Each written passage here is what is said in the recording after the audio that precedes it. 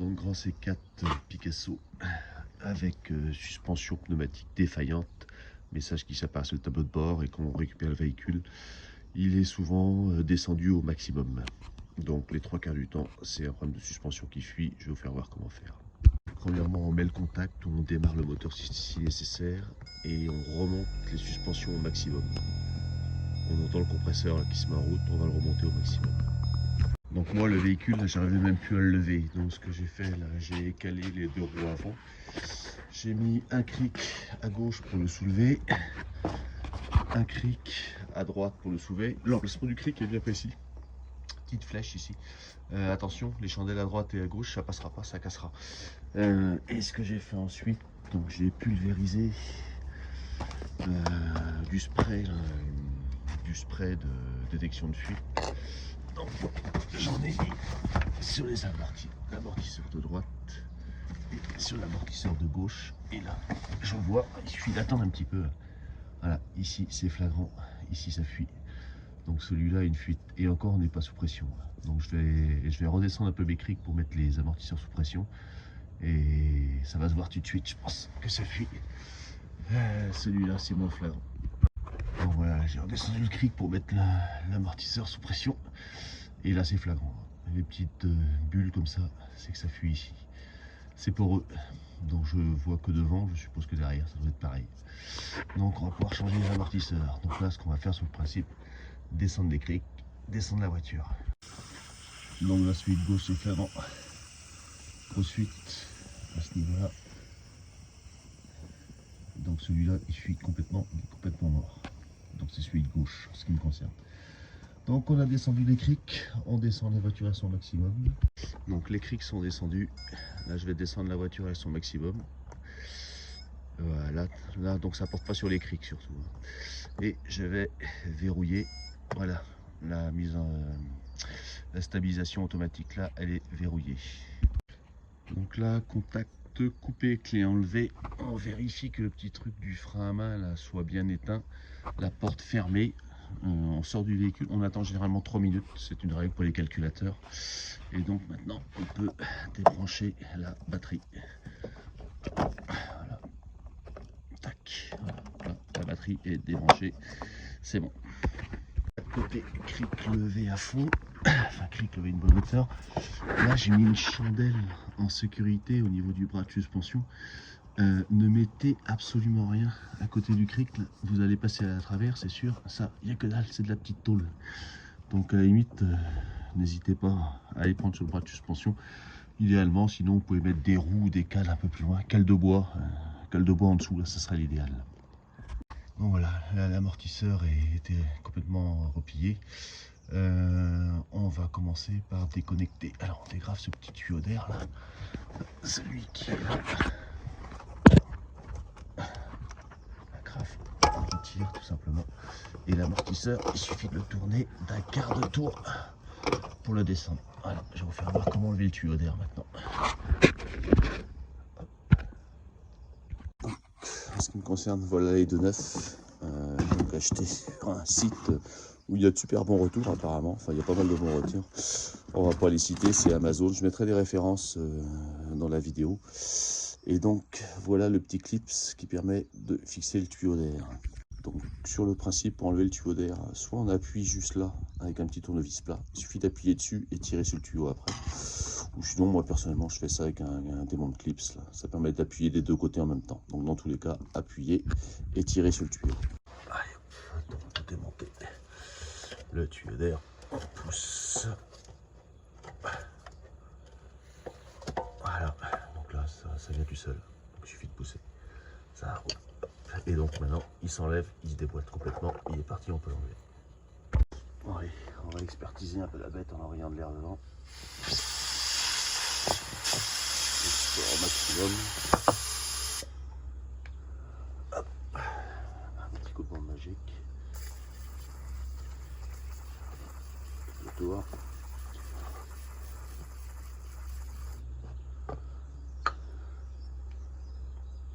On va remettre un peu de pression. Voilà, on voit bien. Grosse fuite. Allez, grosse fuite à ce niveau-là.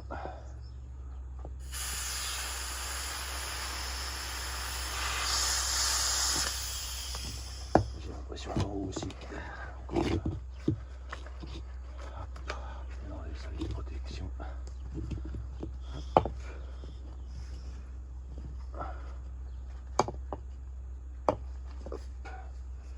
Voilà, on a mis.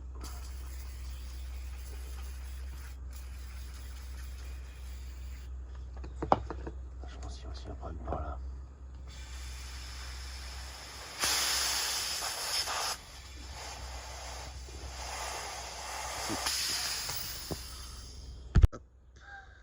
Pour ceux qui voudraient exclusivement les références PSA, je vais la mettre en photo.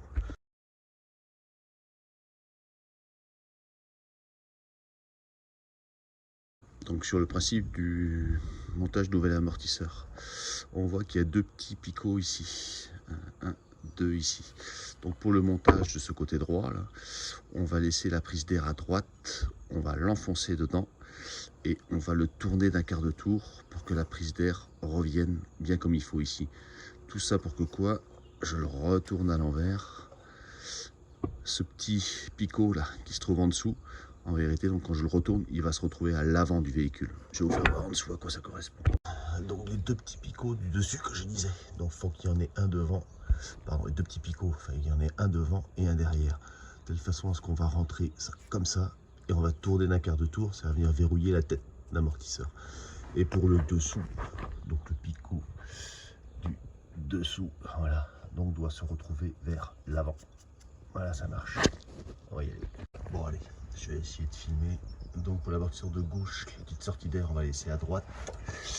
Et après on va tourner un quart de tour. Alors, on va essayer de mettre ça comme ça. Il faut chercher le point. Hop, voilà, là je suis dans le bon point. Et donc là, il faut tourner un quart de tour. À peu près, voilà. Ça, c'est bon. On ne cherche pas à le redescendre en bas pour le moment, on verra ça après. Pour rebrancher le tuyau d'air, rien de plus facile. On présente le tuyau devant et on enfonce à fond. Voilà. Et donc là on va remettre le petit flexible dans son clips au même endroit où il était avant. Voilà. Et du coup on va laisser l'amortisseur trouver sa place. Donc là de toute façon il ne peut pas tomber, il n'y a pas de souci. Donc sur le principe après pareil de l'autre côté, je vais faire l'autre côté. De l'autre côté à mon avis il doit être bon, parce qu'il est bien gonflé celui-là. Donc celui-là, je sais pas s'il va le changer ou pas. Mais je pense que oui. Donc là, sur le principe, il n'y a pas trop le choix. Il faut d'abord enlever le petit tuyau d'air qui est là-haut. Même principe, avec un tournevis, on pose dessus. Voilà. Dès que le tuyau d'air est débranché, il suffit de le pousser un petit peu. Enfin, attention pas de recharger dedans. Et donc là, l'amortisseur va s'enlever sur le même principe. Hop. Donc là, on tourne d'un quart de tour. Voilà. Et donc là, il n'y a plus qu'à le sortir. Donc là pour le montage du deuxième, celui de droite, donc on va laisser le tuyau d'air à gauche, de telle façon à avoir les deux petits picots là qui rentrent bien dans le remplacement. Et surtout, une fois qu'on va tourner dans ce sens-là, pour le dessous là, il est important que cette pièce là soit toujours, ce petit ergot là, soit toujours dirigé vers l'avant du véhicule. On comprend bien qu'il y a une petite forme, quand on fait attention, il y a une petite forme qui va bien. Donc voilà, maintenant les deux amortisseurs sont posés, on va retirer nos chandelles et on va redescendre progressivement le véhicule de façon à ce que le bas des amortisseurs viennent se mettre dans leur logement. Voilà, donc le but du jeu, en descendant le véhicule, on va faire attention que le petit truc intérieur là vienne bien dans son trou qui est ici. Donc on va s'approcher au plus près, si on n'a plus accès, c'est pas grave, on finira à l'air. Donc on le fait descendre jusqu'à ce qu'on soit à peu près embuté, il bouge un petit peu et on sent qu'il est rentré dedans et que de toute façon il ne peut pas passer à côté. Voilà, après ça on va finir de descendre complètement. Donc voilà, là, la voiture est en bas. Donc là maintenant on peut remettre la batterie. On va rebrancher la batterie. Et là, toujours pareil, on attend 3 minutes. Donc là voilà, là on est complètement en bas. Donc on va pouvoir remettre en fonction le correcteur d'assiette. Donc on a plus de 2 secondes. Et on va faire plusieurs montées à fond, descentes à fond. Et donc voilà, on a fait 2-3 essais de montée descente. Une fois qu'elle est complètement haute, on ira bien en dessous, vérifier que les flexibles d'air sont bien emboîtés. On n'est pas à l'abri d'une petite fuite à ce niveau-là. Et donc là j'ai mis en route pour la faire monter et descendre plusieurs fois. Et donc sur le principe, quand on met le contact, on démarre. il n'y a absolument aucun, il va partir, voilà, aucun voyant de défaut d'allumé. Il y a juste à remettre à l'heure le jour, mais ça j'ai déjà fait une vidéo pour ça, je vous laisse aller voir dans mes vidéos. Voilà, terminé.